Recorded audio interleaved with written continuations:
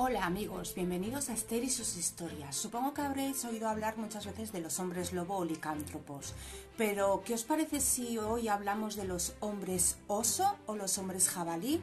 Vamos a centrarnos en los berserker. Quedaos conmigo y dejadme que os cuente, no os vais a arrepentir.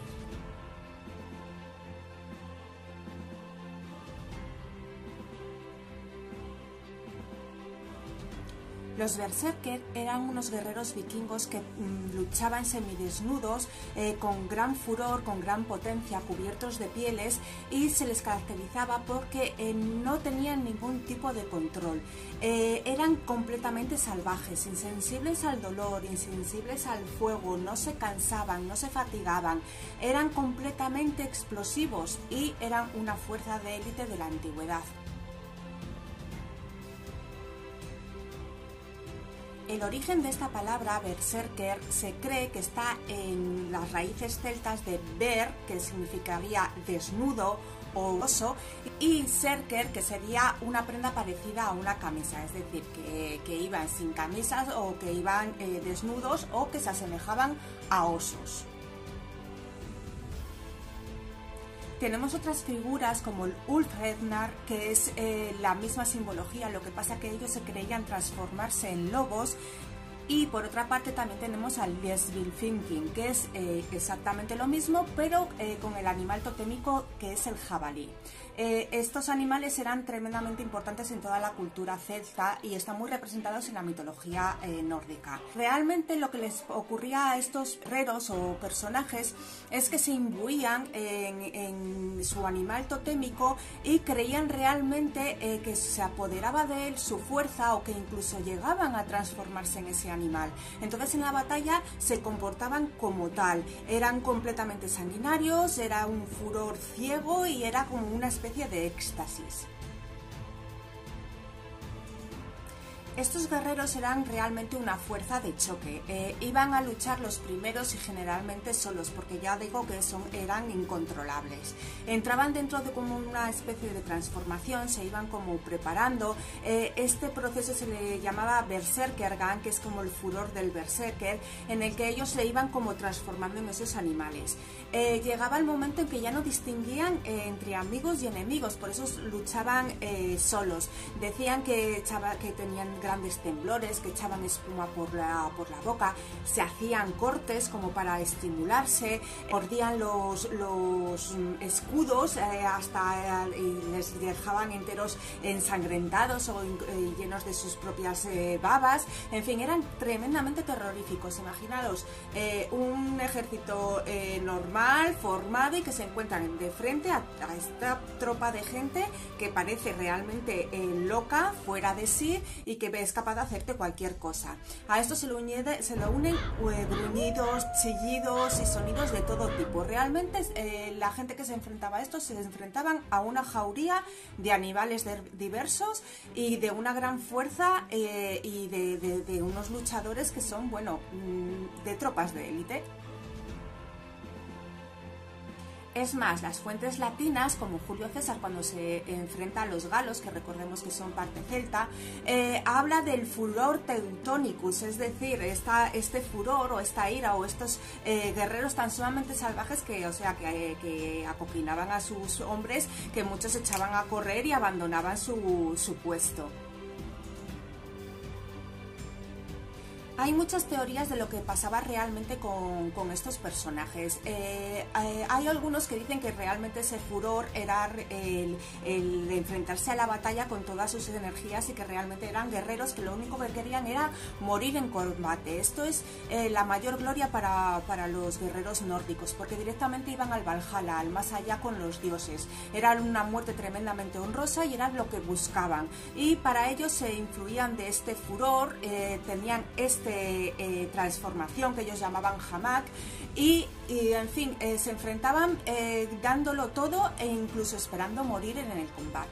Por otra parte, tenemos la teoría de que estos personajes bebían o tomaban ciertas sustancias psicotrópicas, es decir, algo que les hacía tener un estado alterado de conciencia. Se hablan de setas como la manita muscaria, o que usaban plantas como la belladona, o que metían en cerveza el belenio, que es muy tóxico y que puede producir este tipo de cosas. E incluso el cornezuelo del centeno, que es como un hongo que sale en esta planta, en el centeno, y que es uno de los componentes que podríamos asimilar hoy en día al LSD, es decir, es una droga tremendamente alucinógena que te hace tener como una especie de sensación de una fuerza incomparable, y que realmente se ciñe bastante bien al comportamiento de estos guerreros. También se dice que puede ser el trastorno de síndrome postraumático. A ver, está demostrado que mucha gente que ha estado en guerras y que ha estado en luchas sucesivas, luego regresa o tiene estas pautas de comportamiento de psicóticas, de alucinaciones, de temblores. Entonces también entran dentro de esta pauta. Cualquiera de ellas puede ser posible. La más mítica y más idealizada es esto de que estos mismos guerreros realmente se transformaban en estos animales porque querían ser paladines de sus fuerzas o de sus ejércitos, y querían morir en la batalla para alcanzar el Valhalla. Podemos imaginar que estos guerreros eran muy queridos y muy aclamados dentro de su propio pueblo, pero no es así. Realmente eran apartados, eran gente que era separada, porque tenían un comportamiento así de forma diaria, es decir, no podían tener una vida normal porque entraban en estos espasmos y en estas actitudes tan sumamente desbocadas en cualquier momento. La gente les temía, a la vez que les tomaba por realmente locos. Lo que pasa que en el ejército sí que tenían muchísima utilidad.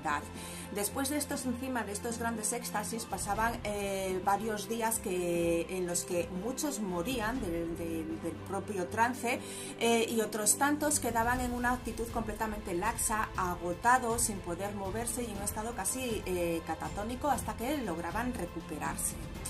Es por esto que posteriormente, cuando llegaron las oleadas cristianas y empezaron a encontrar a este tipo de personajes, les asociaban directamente con endemoniados, con gente que tenía el demonio dentro, y si a la que ya tenían mala fama entre sus propios pueblos celtas, pues ya con el cristianismo terminaron de demonizarles por completo.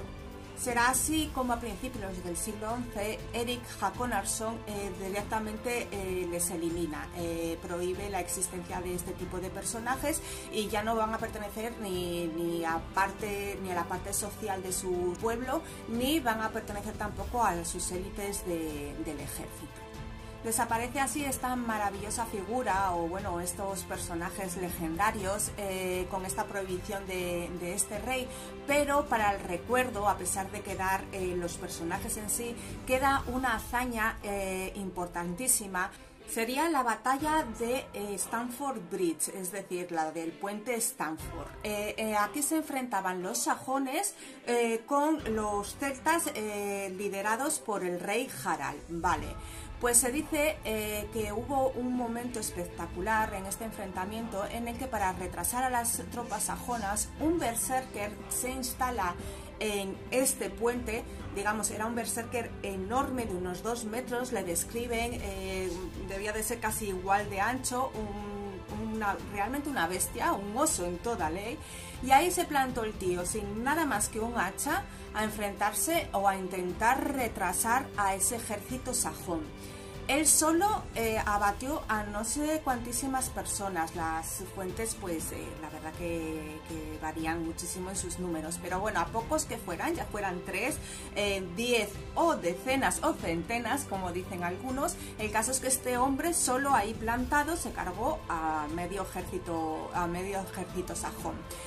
¿Cómo consiguieron pasar sobre él? Porque es que ni las flechas le conseguían parar. Pues resulta que se metió un sajón en el río, se metió debajo del puente y se dice que por entre los tablones consiguió atacarle por debajo. Ya este hombre, evidentemente, ante semejante ataque ya de todos los flancos y supongo que lleno de heridas y después de aguantar no sé cuantísimo tiempo, cayó derrotado. Eso sí, su hazaña va a perdurar por los siglos y los siglos porque la verdad que fue algo grandioso.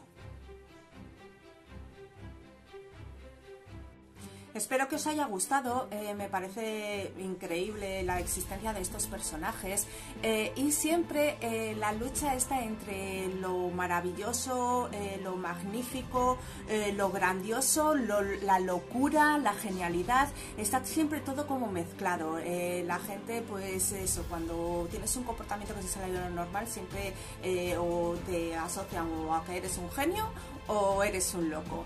¿Estos qué eran? Según tú, ¿qué eran? ¿Eran realmente personajes que se metían en ese papel? ¿Realmente se convertían en esos animales o simplemente eran unos locos? Sigue leyendo, sigue mirando sobre ellos y luego juzga tú mismo. Yo lo que sí puedo asegurar es que la semana que viene estaré aquí con más historias y deseando contároslas. Hasta entonces, adiós.